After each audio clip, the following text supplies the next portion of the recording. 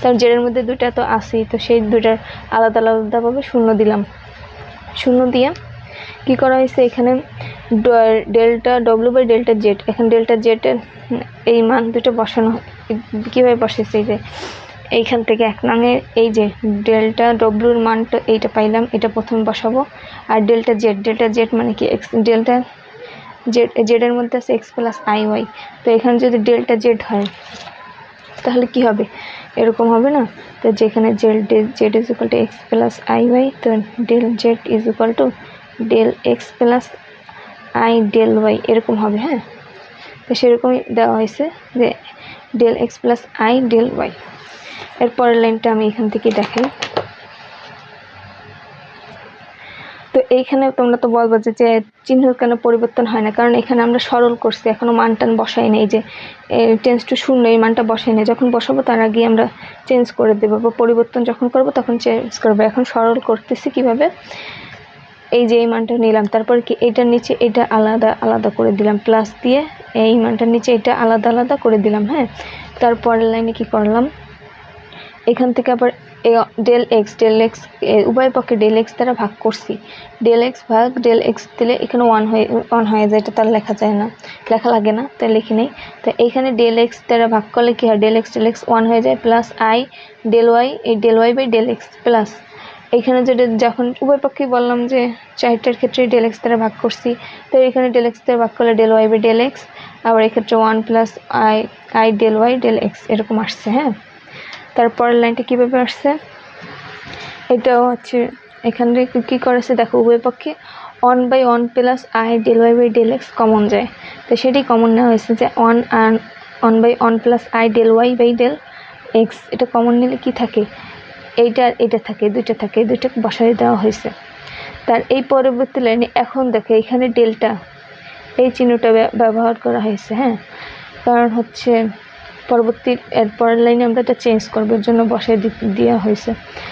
তো এই ক্ষেত্রে আমরা কি করছি, এখান থেকে কমন নিছি del U by del X plus I del V by del X, এটাকে কি কমন নিছি কীভাবে, এইখানে আমরা তো প্রথমে বলছি যে এই ডেল ইকুয়াল টু ডেল, এটা তো সমান, এই যে এই ডেল ইকুয়াল টু ডেল, এই দুটো কি সমান চিহ্ন, এটাকেও ডেল্টা বলে এটাকেও ডেল্টা বলে।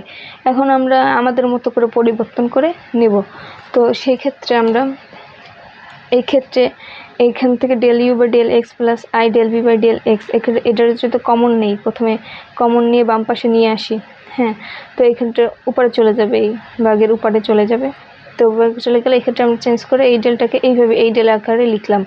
এই সবই এক, দেখো del U by del X plus I del V by del X, del U by del X plus I del V by del X একই লিখলাম। হ্যাঁ, তো এখান থেকে যখন এই লাইনটা কমন নেবে তাহলে এখানে 1 হয়ে যাবে, 1 প্লাস আর এইখানে তো মিলে না, তাই এক্ষেত্রে ভাগাকারে থাকবে এই মানটা। এক্ষেত্রে সবই ডেল নেওয়া হয়েছে, মানে এটাকে এই মানটাকে ভাগাকারে দেওয়া হয়েছে, কারণ এইখানে যদি আবার গুণাকারে চলে যায় তার কাটাকাটি গিয়ে আবার আগের মানই চলে আসে। হ্যাঁ, এখানটা এটা বোঝানো হয়েছে। আর পরের লাইনটা কি করা হয়েছে,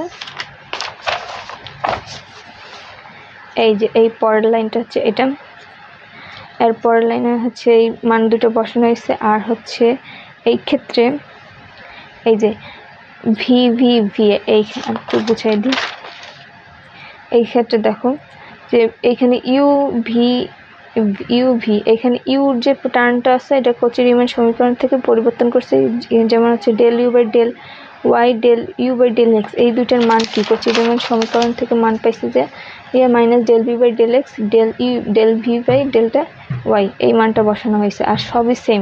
আর কচি রিমান সমীকরণটা তোমরা জানি, এই যে আমরা বর্ণনায় যে লিখলাম, এই যে del U by del X is equal del V by del Y, এই যে ডেল ভি এটা হচ্ছে নিচেরটা del V by del Y, আর del U by del Y এর মান হচ্ছে minus del V by del X এই মানটাই ওই ওই লাইন থেকে এই মানটা বসানো হয়েছে। আর এর পরেরটা হচ্ছে সবই এক থাকবে, এই লাইনটা সব এক থাকবে, শুধু এই লাইনের পরিবর্তন হবে, এখানে মাইনাস। আর আমরা কি জানি আই ইজ ইকুয়াল টু √(-1), আর কি জানি আই স্কোয়ার মান অঙ্কিত -1, তো এখানে তো মাইনাস আছে, তাই এটাকে -1টা লেখা লাগে না, যেহেতু 1 গুণাকার থাকলে বোঝাই যায়। তাই এইটাকে কি লেখা যায় -1 স্কোয়ার, শুধু আই স্কোয়ার লেখা যায়, কারণ এখানে মাইনাস আছে। এটাকে আই স্কোয়ার দিলে আই স্কোয়ারের মান হচ্ছে -1, তো এই সেই মাইনাস জিনিসটা তো চলেই আসে। তারপর সবই একরকম রাখা হয়েছে। তারপরের লাইনে কি করেছে, আই কমন না আছে, উভয় পক্ষে আই আছে, আই কমন নিলে এই ইন্টারফেসটা আসে, ইন্টারফেসটা নিচের ইন্টারফেসের সাথে সম্পূর্ণ মিলে যায়।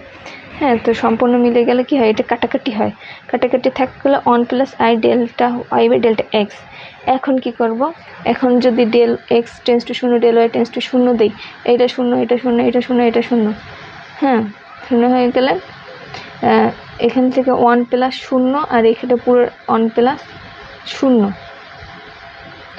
আর এক্ষেত্রে এরকম আসে। তো সবকটাই কাটাকাটি গেলে থাকে কি, এই যে উপরের এই মানটাই থাকে, del V by del X plus I del V by del X. এটি হচ্ছে মূল অ্যান্সার।